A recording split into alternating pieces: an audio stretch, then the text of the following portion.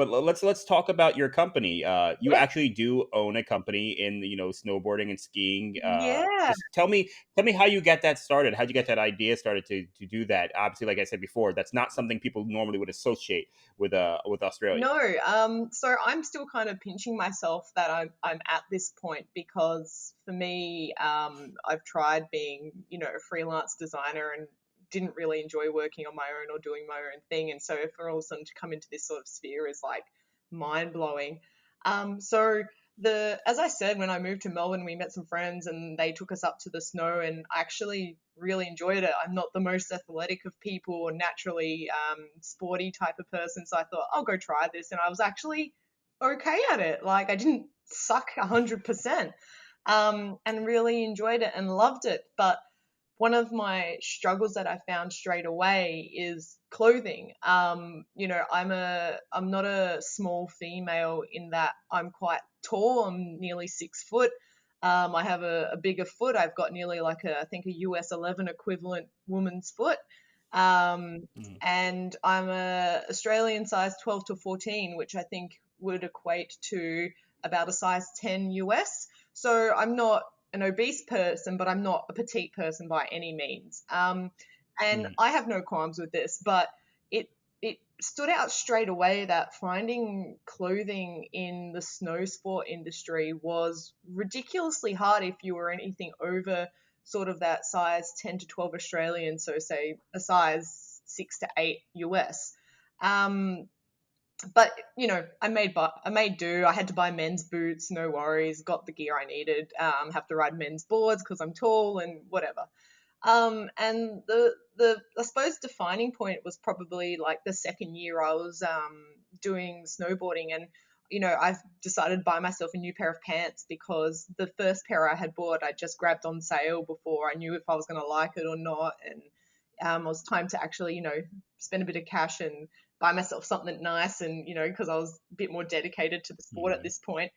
And I wore those pants out on the very first day, and I reckon I got about two-thirds away through the day, and my crotch split on my pants. I didn't even realize it until I was kind of sitting on this chairlift, and I'm like, oh, it's breezy. What's going? And I'm like, oh, damn. Like, yeah. And so yeah, I split these pants, these brand new pants, and I knew they were a little bit tight and they weren't the perfect fit when I bought them, but I kind of just threw it to the wind because I was just like, whatever, this is all that I can buy, right? And the conversation kind of continued with the other girls I was out snowboarding with, and they started talking about some of the experiences they had with it as well. And one thing led to another, and we were all sort of bitching and moaning about how much pants sucked. Like pants were a huge issue, and some of my friends were smaller size than me, but still had a bit of an hourglass body shape, so they weren't like they were plus size. But then I do have some friends who would be considered plus size as well, and they obviously have struggles. So, this whole conversation started, and I'm kind of off the cuff went, oh, I should really make my own pants. Like it would be so much easier. And we all went, yeah, yeah, yeah, ha ha ha. But this idea of making my own snow pants, of making better fitting snow pants, actually just stuck in my head.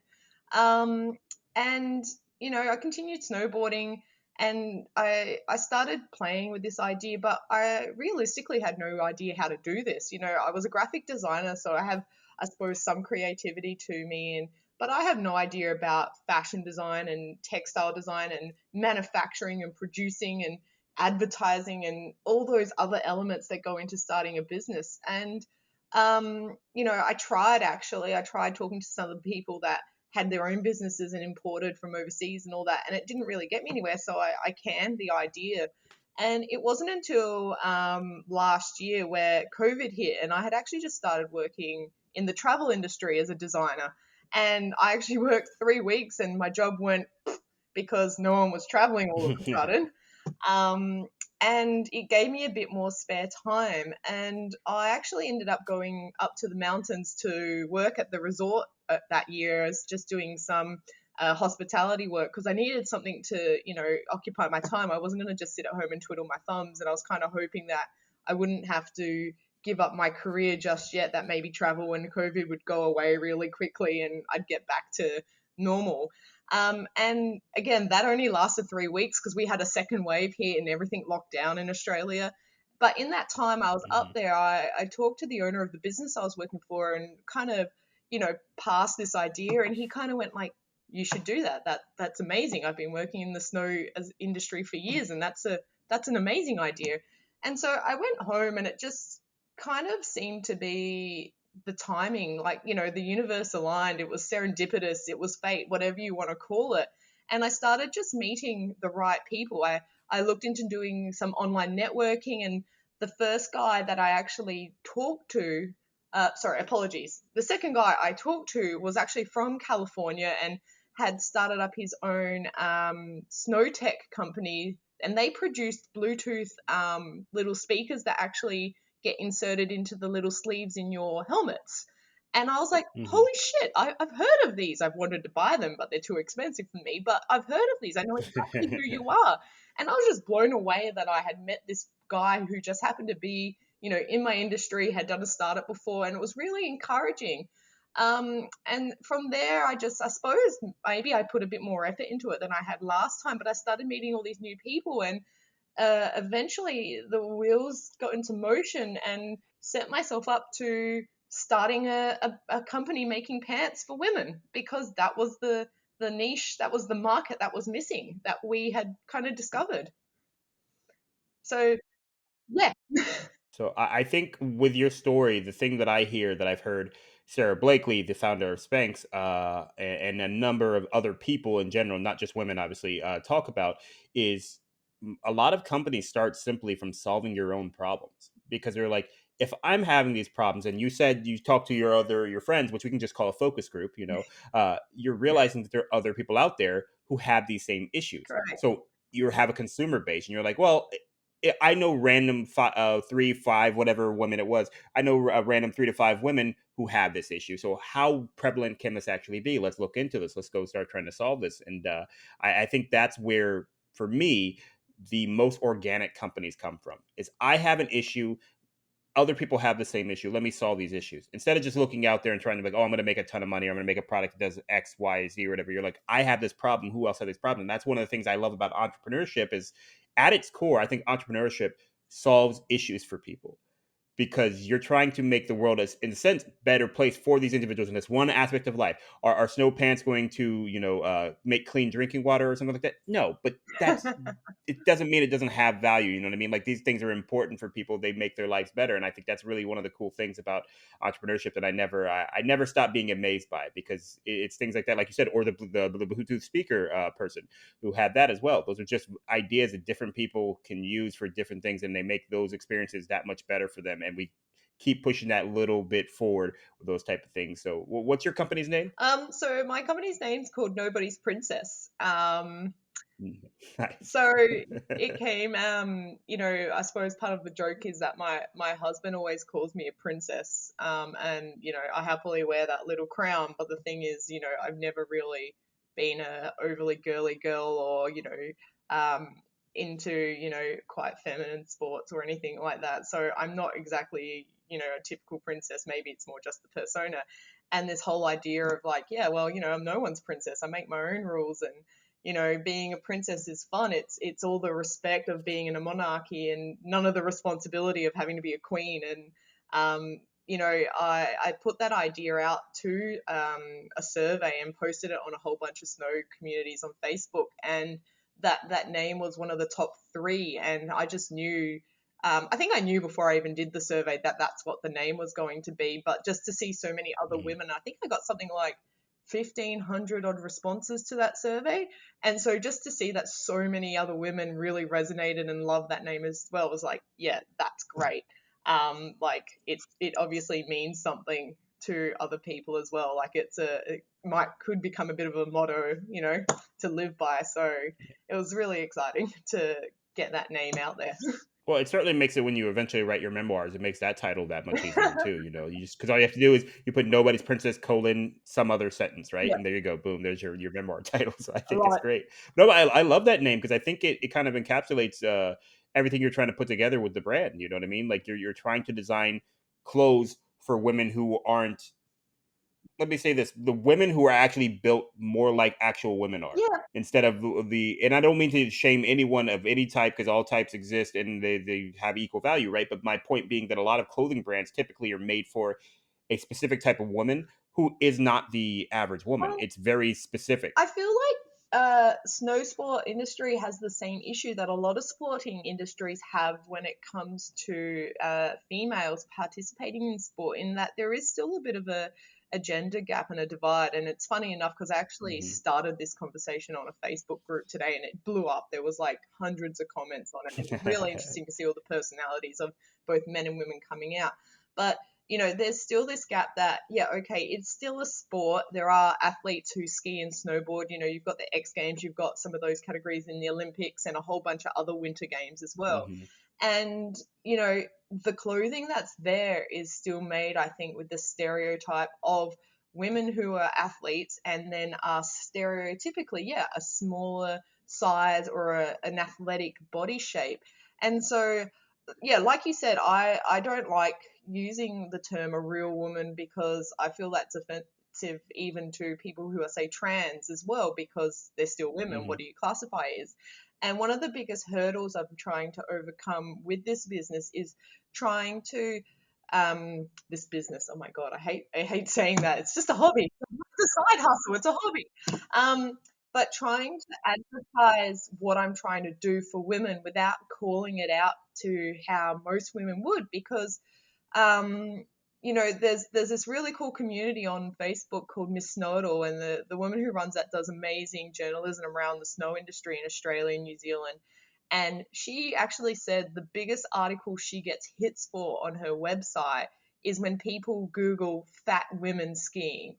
And like, how do you market something that's made for a different sized woman without being demoralizing and demeaning, and without encouraging those terms? Because I don't want to say I sell women for pants for fat women. I just want to sell pants for every woman, for every body shape and size. Mhm. Because on the flip side, I've had women come to me going, okay, why aren't you doing a size 6, which is like a size 2 or 0 US?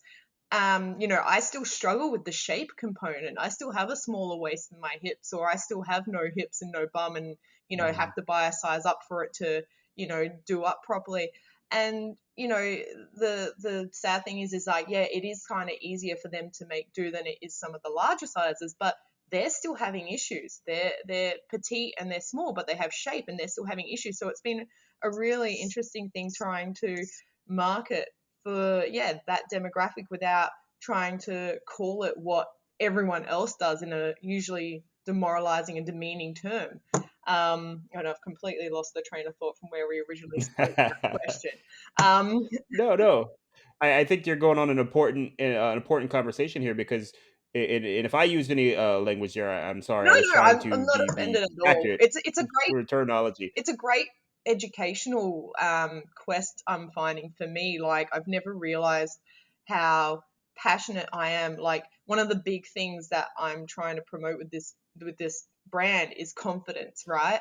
And confidence comes from, unfortunately, what you wear, because we get judged. Clothing can be restricting, and this is day to day, Mhm. right? Yeah. But something I'm trying to, yeah, promote is that confidence. And that I never used to be so on board with the whole body positive movement, or Mhm. empowering women who are of bigger size and all that. And I never really, I would even go around calling myself fat, because compared to what might, like you said, the average woman it might be, I will. But I've been trying to change my own tone with that. But we do still have describing words, a larger woman, a smaller woman. It's nothing more than physical. It's just trying to disassociate the negative connotation that we, Yeah. traditionally comes with it. So no offense taken at all. Yeah. Well, I think, and so I'll use my own story to describe it, so that way that I'm not putting anything on anybody else. But I think a lot of people be able to relate to this. Is that for me, I have very broad shoulders, and I typically have bigger legs than I think it seems like other men may have, or something like that. So if I've gone pant shopping. Particularly when I would used to be in pretty good shape, which no longer am, but I would buy pants, and if they fit me around the waist, they're not getting up over my legs. You know what I mean? Like they would, I'd have to buy like pants 2 to 3 sizes bigger in the waist so they would fit my quads, like hamstring area and everything like that. And that's exactly what you're talking about. It's like that these I can't be the only person who has legs like this. I'm not like some indoor cyclists, who have those giant, massive legs or anything like that. I'm a pretty regular guy, and so if you have a clothing brand who makes jeans that fit better like that and everything, because I'm not trying to wear skinny jeans. That's not really ever going to be a style for me. But at the same time, I don't want to be wearing like I don't know if you had jean code jeans in Australia or whatever, but like the big baggy, ridiculous Yeah. pant leg jeans and everything like I that. think that I was just want a also I normal think pair that of was jeans. also around the early thousands with the blingy rim. Yeah, Yeah. there's a lot of bad decisions, a lot of bad decisions in that time frame. A lot of the terrible things that you see on the internet, you're like, yeah, that's right around 2000s, high school for me and Yeah. everything. So, but yeah, and so I think that's what you're talking about when you're talking about these different styles of pants and stuff like that. I said typically fashion, even athletic fashion and things like that, they typically are made for a specific Yes, body type that absolutely. isn't as widespread as they pretend it is sometimes. And I think Yeah. that's the overall where you're trying to solve those issues. And so you call yourself a niche, but really, I think you're probably, if I had to guess, a larger portion of the population than we would originally think. Yeah, absolutely. And it's funny you mentioned about your own personal struggles because something I've discovered as I've been, trying to engage with all these communities all over the world on, and it's predominantly through Facebook, is that I've had men reach out to me asking me if I'm actually going to do something similar, but for men, because there are men that have the same issues like yourself, shorter legs, bigger Mm. legs, smaller waist, etc. It's not just women. But yeah, coming back to your point is that, you know, aha, I remember what we were getting back to, gender and sports. So yeah, I love the aha. the reason, we struggle, there's a struggle is because it's still a predominantly male oriented sport. And even though I Mm, know locally in Australia, the numbers of women to men going to the resorts actually almost 50-50. So there's not really a big divide in a athletic realm, in a, professional sport realm. It's still very male orientated. And, that comes back to a whole lot of different psychological and physical differences between men and women. And, in terms of something that's, listed as an extreme sport, men are usually willing to push themselves a bit further, have less yeah. fear, and all that kind of stuff. And that's just the genetic makeup thing, right? But because of that, more men are sponsored by brands. And then, most of the brands that cater are originally male orientated because they probably did start doing the sport more before women did. And so there's also this catch 22 of like there are brands willing to create the female gear, but being bigger corporations, why are they going to Hmm. concentrate on the 2% of the market that's viable to them when they can have 98% successful? It's not worth their time and their effort. But, so there is that sort of reasoning why there isn't a lot of this gear available. And it's getting better. Like, just today on that conversation, somebody was saying that they've worked in the snow industry for 30 years and they've loved seeing the equipment range going for like splitboarding, like backcountry snowboarding, going from having no options to women for having 20 plus different boards out there for women available. So Mm. like that kind of stuff's cool.